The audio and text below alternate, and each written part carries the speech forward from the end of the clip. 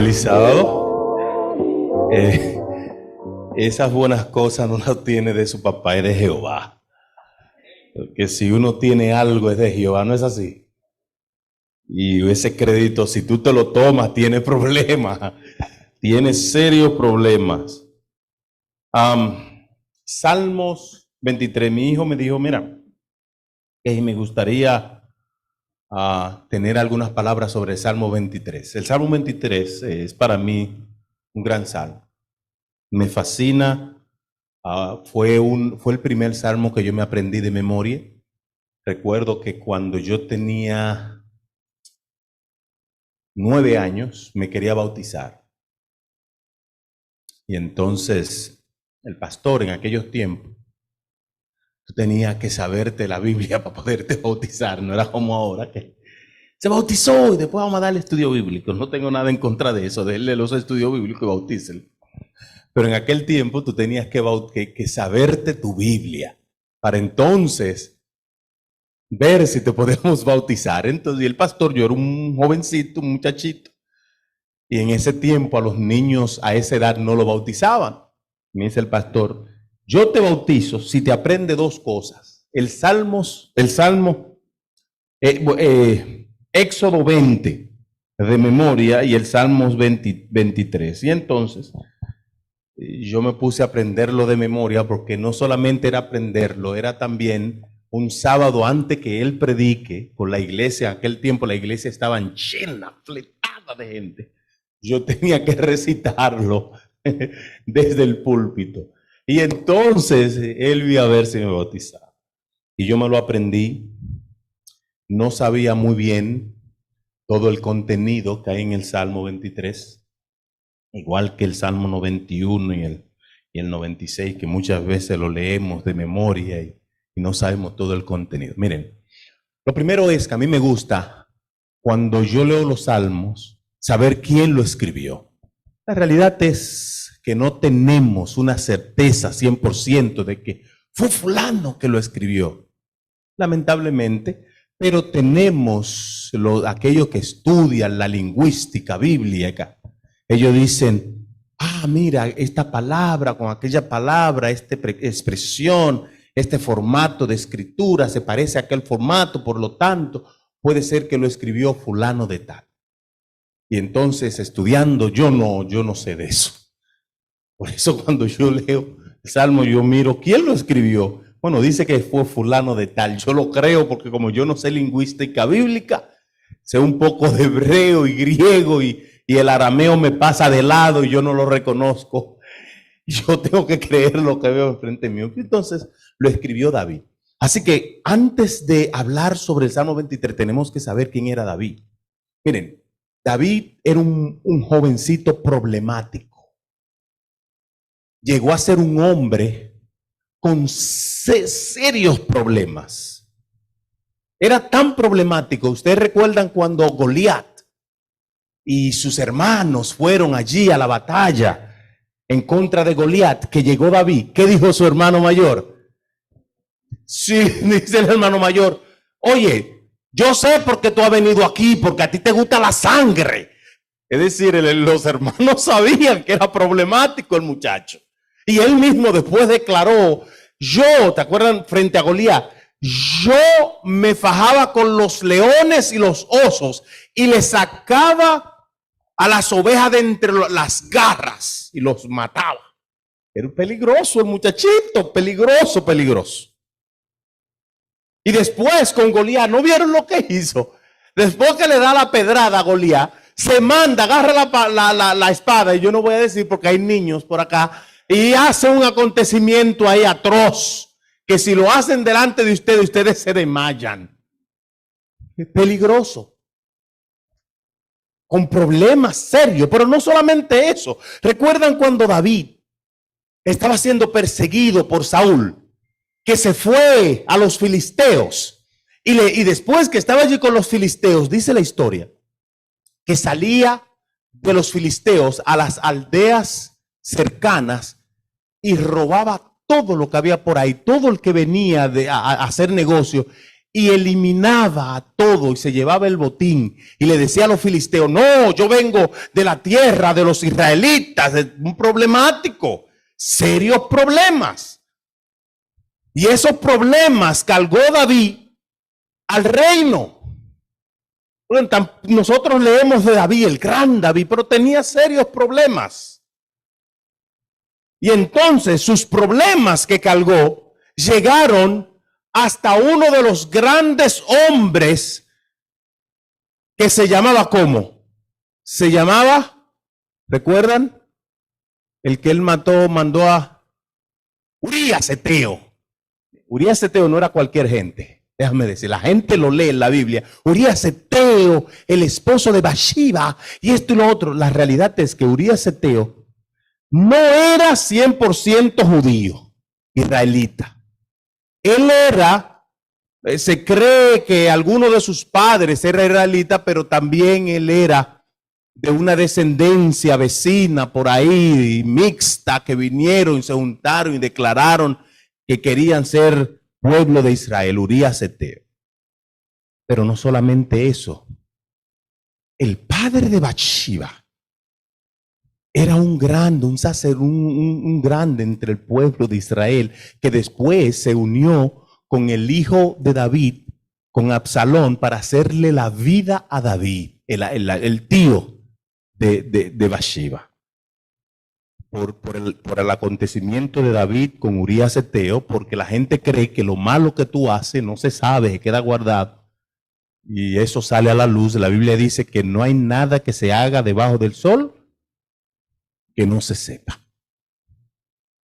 Ese era David. David cargó con muchos problemas. Muchos problemas. Y cuando tú traes la vida de David a tu vida, tú te das cuenta, ven acá, pero yo puedo identificarme con David. Porque si él llegó a hacer todas esas maniobras raras, a no ser otra palabra por ahí que me aperderé en, yo entonces puedo llegar a ser el Salmo 23 parte mía. Y cuando tú comienzas a leer el Salmo 23 entendiendo que fue escrito por una persona con problemas, entonces te das cuenta lo que Dios hace en la vida de los individuos. Porque si tú tienes a David en un pedestal, entonces tú dices, yo no puedo subir al pedestal, pero cuando tú lo pones al lado tuyo, tú te das cuenta que si David hubiera seguido con la trayectoria de su vida, hubiera sido peor que el rey que él suplantó. Y ahora el Salmo 23, aparecen algunas palabritas, porque yo no estoy acá hoy para predicar sobre todo el Salmo 23. Me gustaría, hay una palabra que aparece allí que se llama vara y callado. La palabra se puede usar para el mismo significado, una vara y un callado. La realidad es que la vara y el callado tomaban nombre en el uso. En el uso. Cuando tú la usabas como un callado, era para dar dirección. Y cuando lo usabas como una vara, era para dar fuete. Es la misma cosa, pero de acuerdo al uso, tomaba un significado diferente. Y ahora David, entendiendo que él tenía serios problemas, él dice, mira Jehová, tú con la vara y el callado me da lo mismo. Y él usa una palabra allí, dice, con tu vara y tu callado me infundirás aliento. Si es que la tomas para darme dirección, la acepto. Y si es que la toma para enderezarme, también la acepto. ¿Ven ahora qué sentido toma el Salmo 23? ¡Wow! Me estaba torciendo porque cuando me tomaste y me ungiste, todavía todos mis problemas no habían surgido. Era un jovencito allí que le gustaba ciertas cosas, pero sus problemas no habían surgido. Y cuando él se torció, entonces Dios tuvo que venir y enderezarlo. Sus hijos eran un desastre, ¿ustedes sabían? Uno viola a la hermana, otro mata al violador y después trata de matarlo a él y después viola a todas sus mujeres. Su familia era un desastre. Y ahora él dice, sí, usaste la vara y el callado para enderezarme. Confío en ti. Por eso es que el Salmo 23 termina maravillosamente diciendo, vamos a leer el último, ciertamente el bien y la misericordia me seguirán todos los días de mi vida y en tu casa voy a estar toda la vida. Él entendió que Dios lo enderezó para el bien y que prefería estar en la casa de Jehová que en otros lugares. Pero eso es David. A mí me fascina ahora traer las historias bíblicas a nuestro tiempo. Y vamos a terminar con traerla. Dios nos está diciendo, no importa lo torcido que estés. No importa por los problemas que andes. ¿Qué esté pasando en tu familia? No importa, para Dios no importa.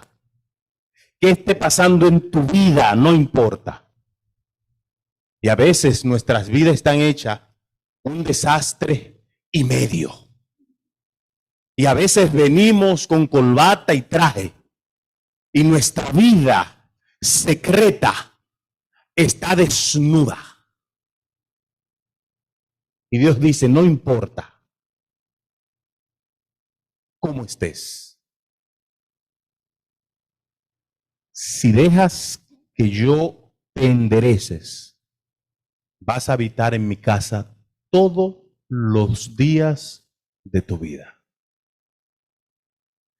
Pero tiene que dejar que Él te enderece. Eso es filosofía. Ahora vamos a la práctica. Muy bonito decir, Dios te va a enderezar. Cuando tú hablas en el mundo de las ideas, todo funciona. En la práctica, alguna vez las cosas cambian, como le estaba diciendo yo a unos pastores. La práctica es diferente.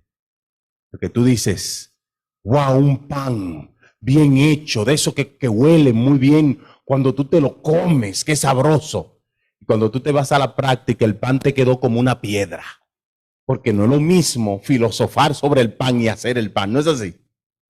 Es muy fácil tú decir, un jugo de limón y cuando te dé el trago dice, Dios mío, ¿cómo fue que le dijeron al profeta? Hay muerte en la sopa. Y le dijeron, ese trago de ese limón que te puso a brincar. No es lo mismo filosofar sobre algo y hacer ese algo. ¿Cómo yo logro dejar que Dios me enderece? Es difícil muchas veces. ¿Por qué es difícil? Porque el pecado nos place. Si el pecado no te placiera, tú no lo hicieras. Tu cuerpo no permite que tú hagas algo que no sea relacionado con placer.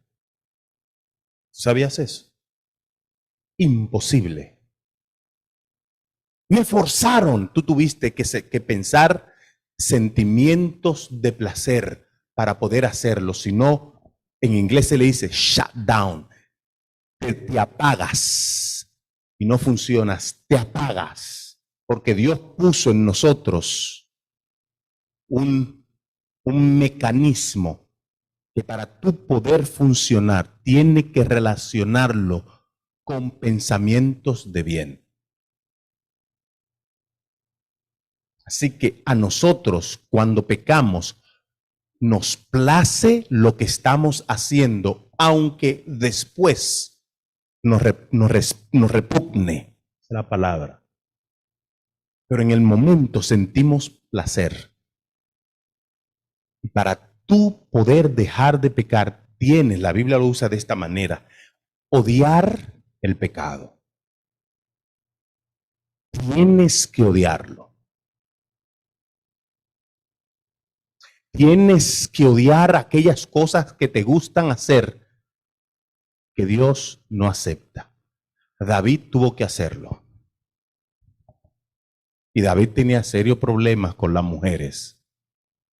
Ese era el problema de David. Y tuvo que hacerlo. Yo no sé cuál es el tuyo, pero tienes que comenzar a odiar el pecado.